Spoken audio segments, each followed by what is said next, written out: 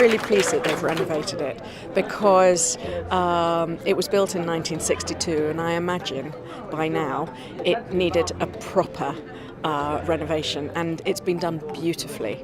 And I think the spirit of the old building is still there, but the new building is, 21st century and fantastic. The rooms are lovely. They're spacious. The light is amazing.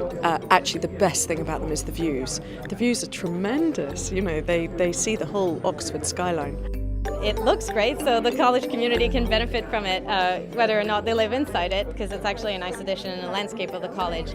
From what I've seen from it, having the open plan or open staircases as well will really foster a greater sense of community in that building instead of having people living on staircases. And I think those communities forming around hubs like that, or hubs like the common room or the bar, really reflect on the community as a whole, so it's really an important project.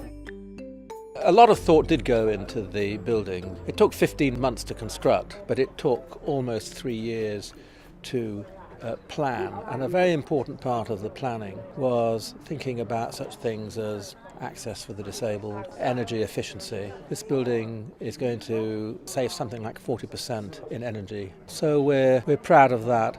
But I'm also very proud of the large number of old members who made a contribution. I think it speaks volumes about their loyalty to the college, and I hope it says a lot about their own memories of the college and their appreciation of the difference that the college made to their lives. And obviously we hope that the students who live in this building will have similar memories and a similar loyalty to the college many years after they've graduated.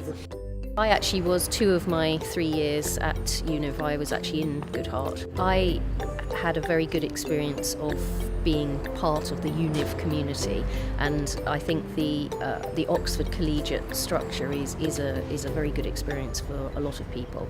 But a big part of that is actually being able to be accommodated within the college, and for a number of years that has been a problem for Oxford colleges.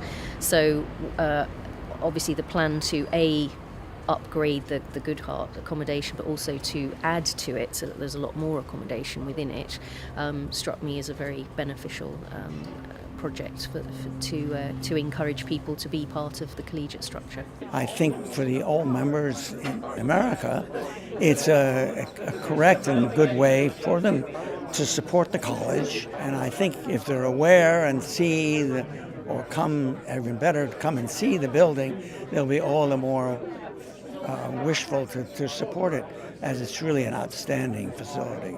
I think it's very important that people today should have the same privileges that we were lucky enough to get in our time. And without new buildings and up-to-date facilities of all sorts, that's never going to happen. So I totally support it. I think living on site as a third year is massively advantageous for several different reasons. Having the library so close to where you're actually studying and where you're actually living makes a huge difference when you just need to reference a few things, when you need to check over your notes. Having your tutors' offices so close makes a massive difference. It all comes back to the fact that lots of people apply to Oxford because they want that mixture between studying and living in the same area.